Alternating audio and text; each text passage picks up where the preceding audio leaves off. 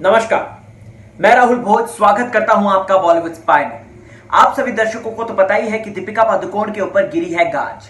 NCB narcotics control bureau की पैनी नजर दीपिका पादुकोण के ऊपर है और हम सबको पता है कि दीपिका पादुकोण को जल्द ही पूछताछ के लिए पहुंचना है एनसीबी के दफ्तर में। अब यहां पर दोस्तों आपको बता दूं तो एक वर्ग ऐसा सामने आ रहा है जो कि ये कह रहा है कि दीपिका पादुकोण पर जबरदस्ती ये इल्जाम मर दिए गए हैं, दीपिका पादुकोण को जबरदस्ती फंसाया जा रहा है। रीजन क्या है इसके पीछे, आइए मैं बताता हूं कि वो क्या कह रहे हैं। सबसे पहले आपको बता दूं दोस्तों, तो दीपिका पादुकोण जो है उनकी ऐसी चैट सामने आई कि उसको पढ़ने के बाद ऐसा लगा शी इज प्रो।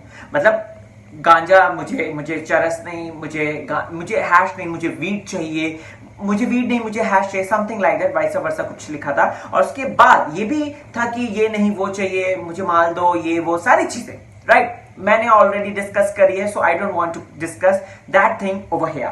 बट दोस्तों किस तरीके से लोग कह रहे हैं और प्लस किस तरीके से एक तबका कह रहा है कि दीपिका को फंसाया जा रहा है, दीपिका को सेंटर जो है निशाना बना रही है। और दीपिका ने सेंटर के अगेंस्ट जाके जो जेएनयू में प्रोटेस्ट हो रहा था सीएए के विरोध को लेकर, या फिर वो सारी चीजें जो थी जहां पर जेएनयू प्रोटेस्ट चल रहा था छपाक फिल्म के दौरान, तो दीपिका वहां पर खड़ी थी उन लोगों के साथ। इस वजह से सेंटर जो है बदला ले रहा है।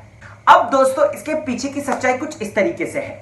हम सबको पता है कि दीपिका पादुकोण वहां पे गई थी, छपाक फिल्म बॉक्स ऑफिस पर डूम्ड हो गई जस्ट बिकॉज ऑफ दैट, क्योंकि लोगों को वो चीजें पसंद नहीं आई और दीपिका को क्रिटिसिज्म भी काफी झेलना पड़ा था उस चीज को लेकर।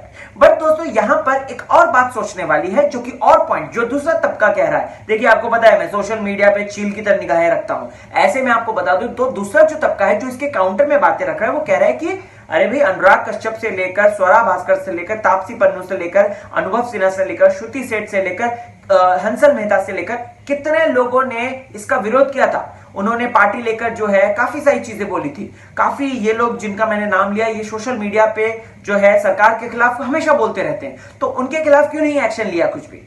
सो दोस्तों ये जो दूसरा तबका है वो इस तरीके से अपनी बातें रख रहा है और वो बोल रहा है कि ये सिर्फ और सिर्फ जो है एक एजेंडा चलाया जा रहा है ये फैलाने के लिए कि दीपिका को सेंटर परेशान कर रहा है, दीपिका को सेंटर मतलब कि केंद्र सरकार जो है वो बदला निकाल रही है, वो दीपिका को इस तरीके से हार्म पहुंचा रही है। बट यहां पर दोस्तों दूसरा तबका वो ये कह रहा है कि अगर निकालना ही होता तो इन लोगों को भी निकालते हैं जिनके मैंने अभी नाम लिए। और साथ ही साथ दोस्तों कुछ तबके ये भी कह रहा है जो इस चीज को दीपिका के इस जाने के अगेंस्ट मतलब सपोर्ट में है कि दीपिका, वो ये कह रहा है कि दीपिका पादुकोण जो है वो इस तरीके से चैट रखती हैं और ये चैट एनसीबी की तरफ से आई है, नारकोटिक्स कंट्रोल ब्यूरो की तरफ से। ऐसा तो नहीं है कि नारकोटिक्स कंट्रोल ब्यूरो ने तुरंत हमला किया हो, नहीं।